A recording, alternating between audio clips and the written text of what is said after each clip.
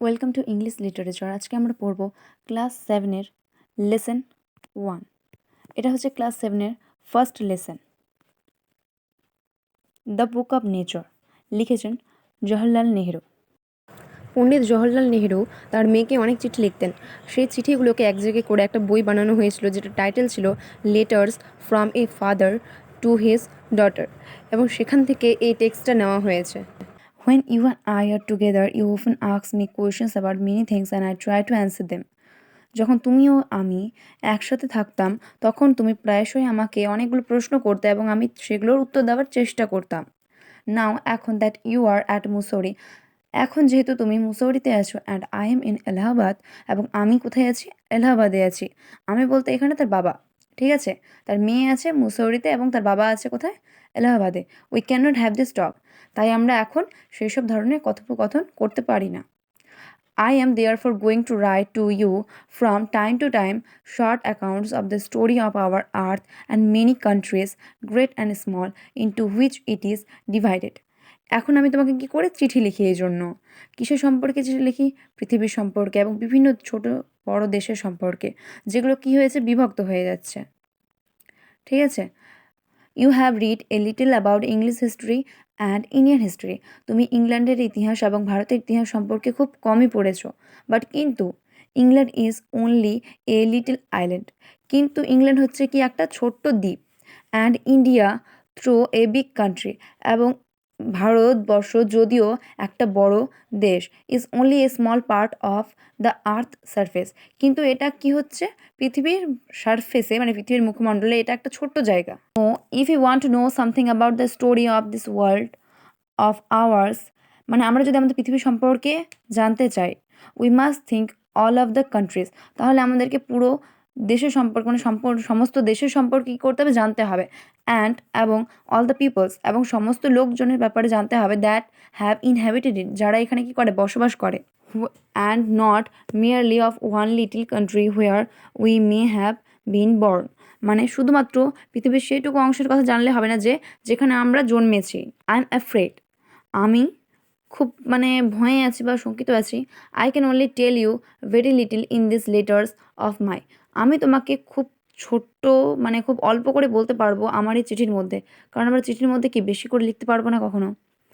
But কিন্তু that little, এই ছোট্টটুকি, এই অল্পটুকি, আই হোপ, আমি আশা করছি, উইল ইন্টারেস্ট ইউ, তোমাকে কি করবে? আগ্রহী করবে। অ্যান্ড এবং make you think of the world as a whole, এবং তোমাকে পুরো পৃথিবী সম্পর্কে কী করবে? ভাবতে শেখাবে এই ছোট্ট চিঠি থেকে। Of other peoples in it as our brothers and sisters, এবং অন্যদেরকে নিজেদের ভাই বোন ভাবতে শেখাবে। মানে আমার এই ছোট্ট চিঠিটায় তোমাকে কি করবে? অনেক কিছু বলে দেবে এবং অন্য মানুষদের তোমাকে ভাই বোন ভাবতে শেখাবে। When you grow up, you will read about the story of the earth and her peoples in fat books. যখন তুমি বড় হবে তখন তুমি পৃথিবী সম্পর্কে এবং পৃথিবীর মানুষদের সম্পর্কে মোটা মোটা বইয়ে পড়বে। And you will find it more interesting, এবং তোমাকে এটা খুবই আগ্রহী করে তুলবে। Then any other story or novel that you may have read, যা কোনো উপন্যাস বা গল্প পারবে না ততটা তোমাকে ইন্টারেস্টিং করে তুলবে এটা, সেটার ব্যাপারে তুমি এতটা ইন্টারেস্টেড থাকবে। ইউ নো অফ কোর্স, তুমি অবশ্যই জানো, that our earth is very very old, millions and millions of years old, তুমি জানো যে আমাদের পৃথিবী কি অনেক পুরনো, লক্ষ লক্ষ বছরের পুরনো। অ্যান্ড এবং for a long long time there were no man or women living in it, এবং অনেক বছর ধরেই, অনেক লক্ষ লক্ষ বছর ধরে এখানে কোনো মানুষজনই বাস করতো না। Before the man came there were only animals, মানুষ আসার আগে সেখানে শুধুমাত্র কী ছিল? পশু পাখিরা ছিল। And before the animals there was a time when no kind of life existed on earth, এবং পশুরা আসার আগে সেখানে কোনো প্রাণের অস্তিত্বই ছিল না। It is difficult to imagine this world of hours which is so full today of all kinds of animals and man to B without them, সমস্ত ধরনের জন্তু জানোয়ার এবং মানুষজন এখানে বাস করছে, এবং এদেরকে ছাড়া পৃথিবীকে কল্পনা করাটা কেমন? অনেকটা কঠিন। বাট কিন্তু scientist and those who have studied and thought a great deal about this matters tell us that there was a time when the earth was too hot for any living being to live on it. এই সমস্ত ব্যাপার সম্পর্কে যে সমস্ত বিজ্ঞানী ও মানুষ পর্যালোচনা করে চলেছেন এবং প্রচুর চিন্তাভাবনা করেছেন, তারা বলেন যে একসময় পৃথিবী এতটা উত্তপ্ত ছিল যে এখানে কোনো প্রাণের পক্ষে বাঁচা উপযুক্ত ছিল না এটা। If we read their books, যদি আমরা তাদের বইগুলো পড়ি, and the study the rocks and fossils, the remains of old animals, we can ourselves see that this must have been so. সমস্ত বই পড়ি এবং পাথর এবং জীবাশ্ম নিয়ে পর্যালোচনা করি, তাহলে আমরা নিজেরাই দেখতে পাবো যে ওই সময় অবস্থাটা তেমনই ছিল। You read history in books, তুমি ইতিহাস বইয়ে পড়েছো। বাট ইন ওল্ড টাইমস, কিন্তু পুরোনো সময়ে, when men did not exist, যখন মানুষের অস্তিত্ব ছিল না, surely no books could have been written, যখন মানুষই নেই তখন সেখানে বইটা লিখবেটাকে। How then can we find out what happen then, তাহলে আমরা কীভাবে খুঁজে পাবো যে তখন কী হয়েছিল। We can not merely sit down and imagine everything, আমরা চুপচাপ বসে থেকে সব কিছু কল্পনা করতে পারি না। This would be very interesting, for we could imagine anything we wanted to and would thus make up the most beautiful fairy tales. এটা দারুণ মজার হতো, কারণ আমরা যা খুশি কল্পনা করতে পারতাম এবং তখন আমরা সুন্দর সুন্দর রূপকথার গল্প লিখতে পারতাম। রূপকথার গল্পের কোনো বাস্তবতা নেই, কারণ এটা কল্পনা নিয়ে লেখা হয় এবং মানুষের কল্পনার কোনো সীমা নেই। But this need not to be true, as it would not based on any facts that we had seen. কিন্তু এটা সত্যি নাও হতে পারত, কারণ কল্পনার কোনো বাস্তবতা নেই। বাট কিন্তু although we have no books written in those far off days, কিন্তু যদিও আমাদের কাছে সেই সময়ের কোনো বই নেই, fortunately, ভাগ্যক্রমে, we have some things which tell us a great deal as well as almost as a book would. কিন্তু আমাদের কাছে এমনও কিছু জিনিস আছে যেগুলো দ্বারা আমরা বইয়ের মতোই অনেক কিছু জানতে পারি। We have rocks and mountains and seas and stars and rivers and deserts and fossils of old animals. আমাদের কাছে আছে পাথর, পর্বত, সমুদ্র, আকাশের তারা এবং নদী ও মরুভূমি এবং পুরনো জন্তু জানোয়ারের জীবাশ্ম। ঠিক আছে, রক মানে পাথর, মাউন্টেন মানে পর্বত, সি মানে সমুদ্র, স্টার্স মানে তারা, রিভার মানে হচ্ছে সমুদ্র, অ্যান্ড ডেজার্টস মানে হচ্ছে মরুভূমি, and fossils of old animals মানে হচ্ছে পুরনো জন্তু জানোয়ারদের মৃতদেহ বা জীবাশ্ম যেটাকে বলা হয়। This and other like things are our books for the earth early story. পৃথিবীর প্রথম দিকের দিনগুলো গল্প বলার জন্য এগুলি যথেষ্ট, এগুলো মানে বইয়ের মতো। And the real way to understand this story is not merely to read about it in other peoples book, but to go to the great book of nature itself. এসব জানার জন্য আমাদেরকে শুধু বই পড়লেই হবে না, আমাদেরকে প্রকৃতির বই পড়তে হবে। মানে প্রকৃতি আমাদেরকে বলে দেবে যে আগের যুগে কী কী হয়েছে, মানে পুরোনো দিনে কী কী হয়েছে। You will, I hope, soon begin to learn how to read this story from the rocks, mountains. আশা করছি যে তুমি শীঘ্রই শিখে যাবে কিভাবে পাথর এবং পর্বতের কাছ থেকে গল্প জানতে পারা যায়। Imagine how fascinating it is, একবার কল্পনা করো এটা কত চমৎকার ব্যাপার।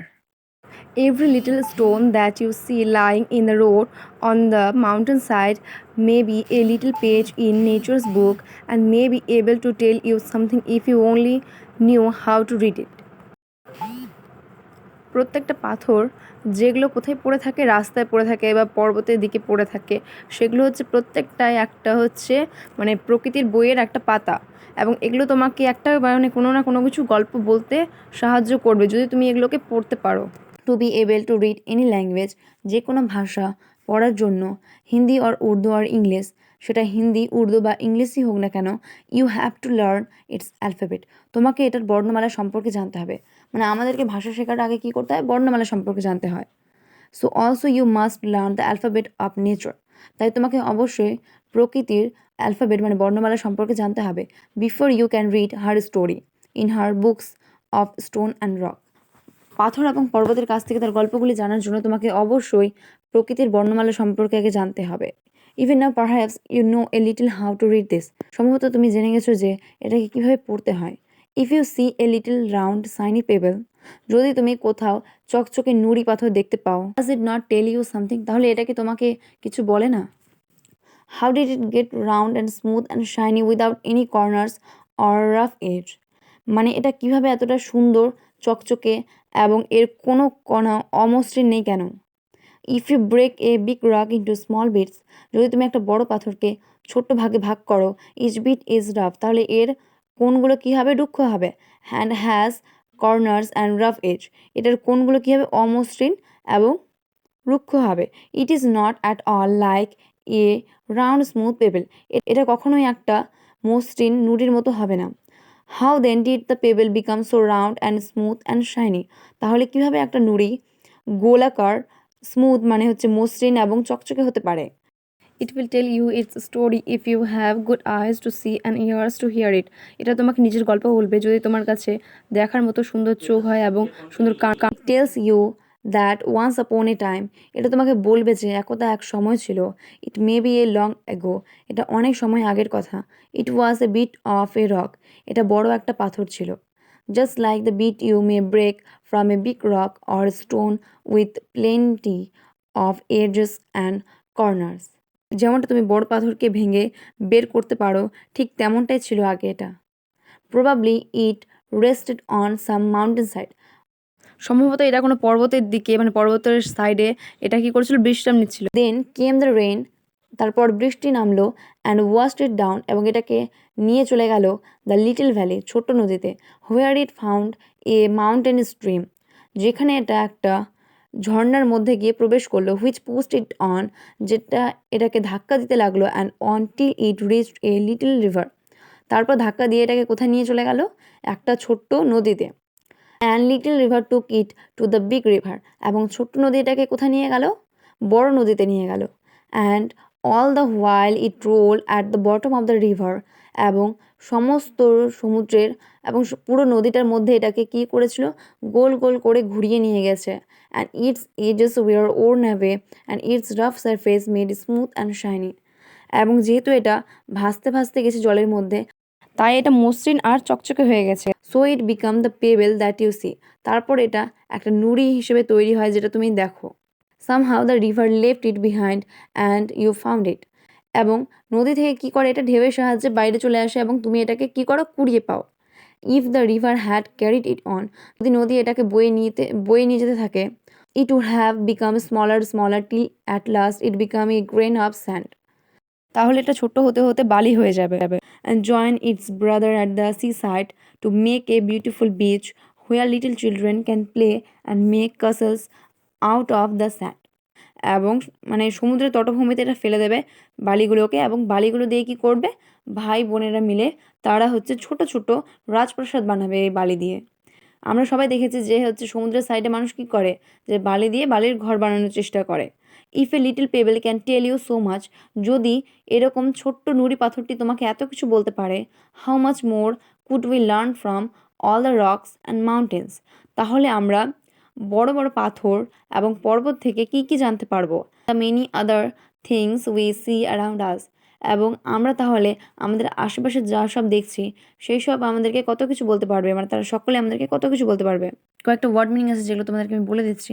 দেয়ারফর মানে সেই জন্য, আইল্যান্ড মানে দ্বীপ, সারফেস মানে হচ্ছে উপরিতল, আর্থ সারফেস মানে পৃথিবীর উপরিতল, থিঙ্ক মানে মনে করা, মিয়ারলি মানে কেবল, দো মানে যদিও, অ্যাজ এ হোল মানে মোটের ওপর, নোভেল মানে উপন্যাস, এক্সিস্টেড মানে বর্তমান ছিল, লিভিং বিং মানে জীবন্ত প্রাণী, ফসিলস মানে জীবাশ্ম, ফেয়ারিটেল মানে হচ্ছে রূপকথার গল্প, ফার অফ ডেজ মানে বহু পুরনো দিন।